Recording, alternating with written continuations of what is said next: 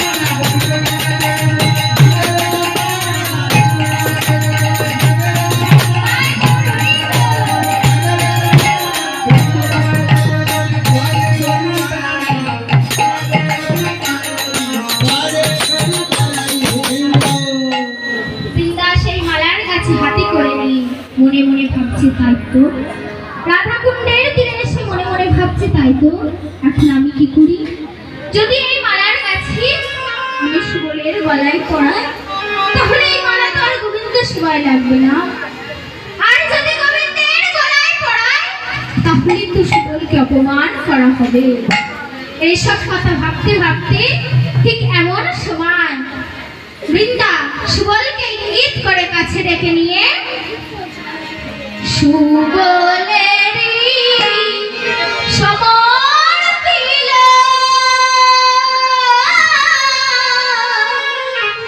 তেহি কৃষ্ণ বলে দিল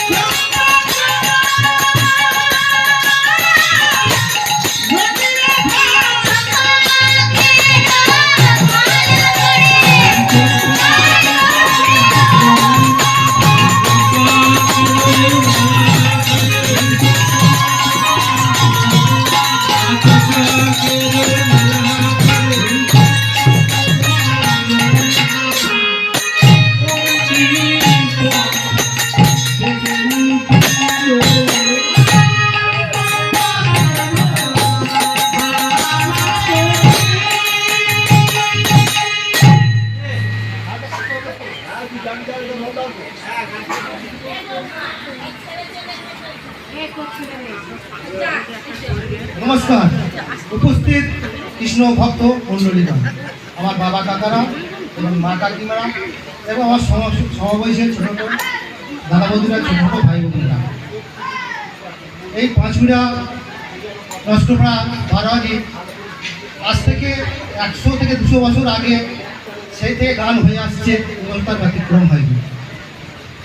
যাক, আপনাদের অনেক দানের ফলে আজ এই মন্দির ভালো প্রতিষ্ঠাতা আমরা করতে পেরেছি। এই মন্দির উপলক্ষে কীর্তন গান শুরু হয়েছে। যাই হোক, ফুল সিটি নিবাসী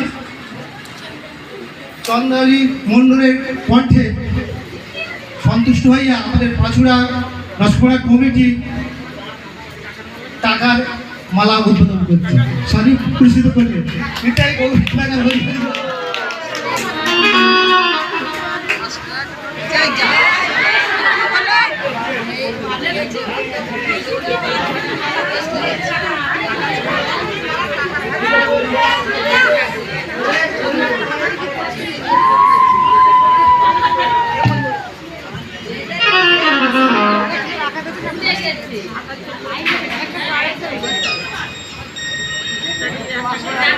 বৃন্দা সেই মালার গাছ নিয়ে রাধা কুণ্ডের তীরে এসে নিতাই গৌর হরিবল হরিবল। রাধা কুণ্ডের তীরে এসে সেই মালার গাছি সুবলকে ইঙ্গিত করে কাছে ডেকে নিয়ে সেই মালার গাছি সুবলের হাতে তুলে দিলেন। সুবল এবার সেই মালা নিয়ে করছেন কি, অগ্নি প্রাণ সখা কৃষ্ণের গলায় পরিয়ে দিয়েছে। যেই মালাটি পরিয়েছে তখন শ্রী গোবিন্দ আমার বলছে, সুবল, ওরে সুবল, তুই একই মালা আমার গলায় পরাইলি ভাই? এই মালা পরে কেন কেন আমার সর্বরঙ্গ অবশ্যই আসছে? ওরে সুবল রে, আর কোথায় আমি প্রাণে বাঁচব না? এই বলে শ্রী গোবিন্দ আমার অগ্নি অচৈতন্য হয়ে মাটিতে পড়ে গেল। তখন তখন সুবল মনে মনে ভাবছে, তাই তো, এ কি হলো? এই মালা পরে কেন কেন আমার প্রাণ সখার এমন হলো? তবে কি ওই মালায় কোনো বিষধর কীট ছিল? কিন্তু কই, আমি তো কিছু দেখতে পাইনি। তখন সুবল দেখছে, রসিক নাগর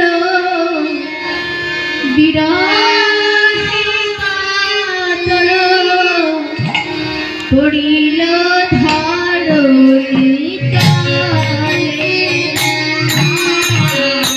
রসিক বিরহে কাতর পড়িল